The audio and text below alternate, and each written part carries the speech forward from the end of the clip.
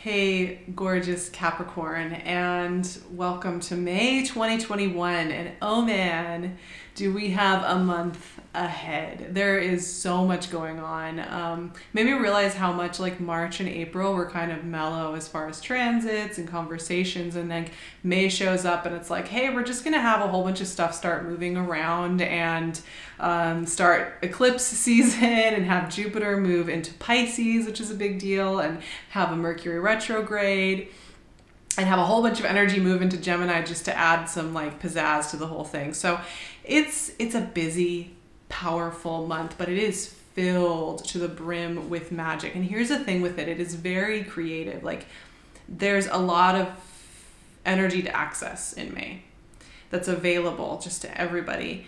And we're going to want to be really deliberate with how we use our energy, each of us individually, right?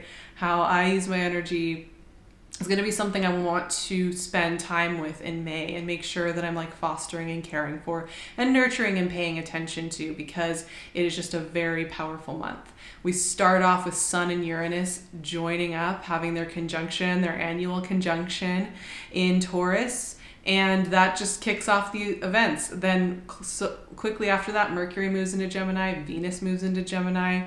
We have a new moon in Taurus. Then Jupiter enters Pisces, which is a big deal. Jupiter has been in Aquarius for almost, well, like 5 months. And then we'll be moving through Pisces for a little bit before retrograding back to Aquarius later this year. We start Gemini season. We have a full moon in Sagittarius that's also a lunar eclipse. And we end with Mercury retrograde beginning. So there's a lot happening, right? I just listed it out, and it's high energy. That's the thing I would say. There's a lot of energy here. But one of the most crucial parts of this month is that we've got to listen to our souls. And for you, Capricorn, there's a couple of ways that this soul listening is coming in. And I talk about this a lot, listening to our soul, and how do you do that? And there's a couple ways that specifically came through for Capricorn that are really important. We're moving through Taurus season for a good chunk of this month, and then we're moving all this energy into Gemini. And these are really supportive of you, actually. Taurus energy is going to be fellow Earth, so it's going to flow with you and light up your heart. And then as we move all this energy into Gemini, it's going to be about how your body gives you really effective feedback for what is working and what is not. So pay attention to if something really enervates you, really agitates you, makes you feel icky for whatever known reason. Like it can look really great on paper. You know, you can have like an activity or an accomplishment that you do every week that on paper, oh my gosh, that looks so good. And to culture, you've accomplished something, right? But for some reason, and maybe you don't even know, you couldn't give it like a nice PowerPoint presentation for why, it feels icky. It feels empty. It feels hollow. It feels like you abandon your inner child, your inner self every time you do it, even though on paper it looks so good. So your body's going to give you great feedback. So pay attention. Also pay attention to obviously things that feel great. And I mean really nourishing and good, like a food that's really working for you, a sleep routine that's really working for you, taking that time, just go for it. We so often deny ourselves very simple practices that feel really good because we feel like we're getting away with something, which is just a very interesting human issue that we have, I think, especially in this very modern, fast world we live in. The other message that came through for Capricorn that was really crisp and clear is follow the breadcrumb trail. Now, this is one of my favorite practices. I'm going to start shuffling here. This is truly like one of the most fun, I guess you could call it a game that we have in this human life. And it is so much fun, which is just follow those little breadcrumb trails. It's not the big stuff most of the time. It's not the dramatic phone call, the dramatic job offer. I mean, those things come from the breadcrumb trail first, right? Those things are kind of almost like the afterthought of the breadcrumb trail. But the breadcrumb trail is following those little impulses, those little soul nudges, those little like You know, just those little nudges that tell you everything you need to know in that moment. And a card just plopped out, Queen of Swords. Direct and clear. All right, I like it. So you're going to want to be practicing that. And, you know, if it stresses you out a little bit to be very free form with your day, like maybe you're somebody who prefers to kind of schedule out your day or whatever, and it's a little scary to just say like, I'm just going to see where the day leads me, I would just say like maybe give yourself an afternoon to play with this, and you know, don't get too intimidated by it, but just start listening to those nudges. Now here's the trick with it, because I think we sometimes think that we're listening to our nudges. Ace of Pentacles, hi. We think we're listening to our nudges, but we edit out and we squish down a lot of the nudges because they seem too insignificant, and they seem not interesting enough, and they seem like they're just intruding on the plan you already had in your head.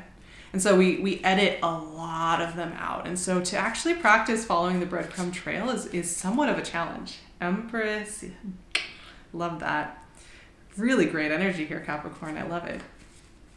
It's quite a practice. I have found that I'll go through seasons of life where I really resist following that breadcrumb trail. And I edit it out. I say that's really inconvenient for me right now because I already have my idea.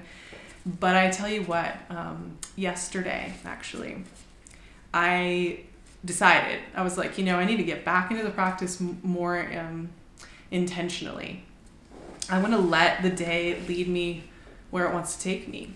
And so I relaxed my mind and I really just followed all those little impulses and the world. Ooh, okay. I'm a fan. I love this energy for you guys. And I had such a beautiful day. It was really simple. I mean, nothing crazy was happening, but I ended up having a coffee in the sun in this like perfect little nook in the city that it was just like such a special moment, like weirdly just soul nourishing. I was reading my new book and I ended up walking through this really beautiful part of town and just like got so much inspiration and clarity, and things just felt easy and light. I can't express it enough. Okay, it's really simple here with the reading. You know, because in the end, we can come up with all these complex stories about astrology and what it's doing and why it's allowing us to do this or that, or why it's blocking us doing this or that. And we can come up with all sorts of complex stories for why we're allowed to be ourselves and why we're not. And Queen of Swords is just cutting to the chase, which is to say, you know what it is you want.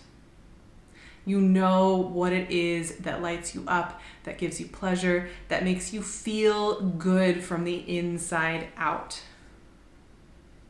Follow that. That's it. Don't use your words to come up with reasons why you have to keep yourself imprisoned and in hell. I think the Queen of Swords is a huge liberator because she doesn't want to use words and ideas to keep us imprisoned. She wants to get to the point. And often we already know what that point is within ourselves, right? We already know what it is we want to pursue.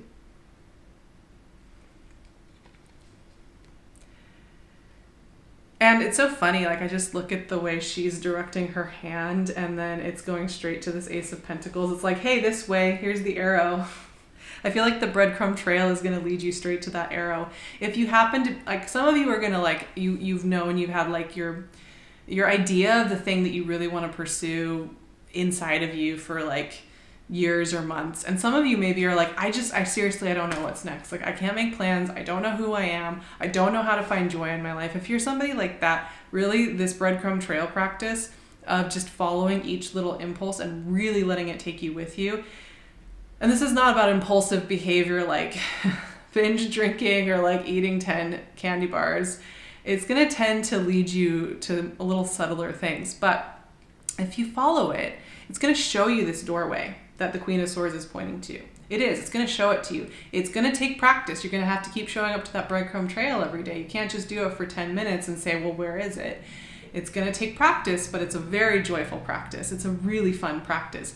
And there is a doorway opening. There is something opening up here for you. There is something exciting happening here. And like really exciting, because we also have Empress and the World. Hello. We are in Taurus season after all, which Empress is tied to. And the World is about graduating. It's about moving ahead on something. And it's also about cutting yourself free from what no longer you don't need to keep doing. Now here's what's interesting with the combo of all of these cards to me. Queen of Swords wants to keep it simple by getting to the point.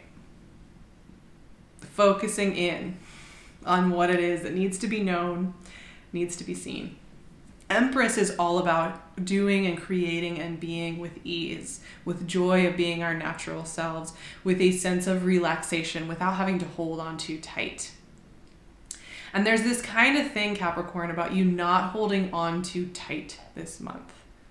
Not trying to control the outcomes, not trying to control yourselves, not trying to squeeze yourself into, safety.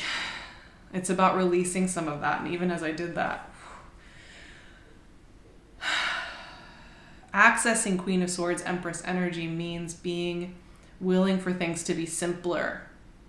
That the answers only need to be simple. They don't need to be hard or harsh. Allowing for things to work for you. Because you also have Ace of Pentacles in the World, which is about new beginnings. Now here's the thing, the only way you're going to access those doorways, those new beginnings, those openings, those possibilities is if you let yourself follow the breadcrumb trail, listen to your bodily signals, telling you when something feels really icky, really off, and when something feels really right, really good. You're following your own internal compass. And one of the signifiers of that feeling good is when you're following something that really nourishes you, you'll notice that feelings of paranoia, of fear, of worry recede. And a sense of calm and just that clarity of like, this is right for me, comes over you. And you don't have those conflicting feelings in your body. You actually have a real sense of courage and maybe vulnerability, but also joy and safety. And that's what that breadcrumb trail is trying to lead you to. So it's about keeping it simple. And I find it really interesting and a little bit funny how when we sometimes get a call to paint more, to write, to do whatever interesting version of our own creative exploratory journey is, there's a part of us that, and I guess it's ego, it's also culture, that says, oh, that's not allowed. You're not allowed to just enjoy something. You're not allowed to just be excited and vulnerable about something. And that's always a voice that we can question.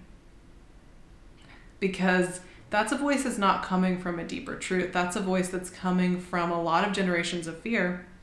A lot of generations based around survival. And we're not here to blame. We're not here to harangue past generations for any of the pain or survival they've gone through, or for our past selves for what pain and survival we have gone through. But it is always a possibility to let ourselves follow our heart, follow our soul, follow the breadcrumb trail as it moves through. And helps us find our voice, find our path. And it's so important, Capricorn, that you advocate for yourself in your internal conversation with yourself. And this month is going to give you lots of opportunities to do just that. And when I look at all your cards, I mean, let's just look at them one more time. Look at that forward motion. Look at that creative vision. Look at those doorways opening. And look how simple the message wants to be. Let yourself have that. So important to just let yourself have a simple, clear message.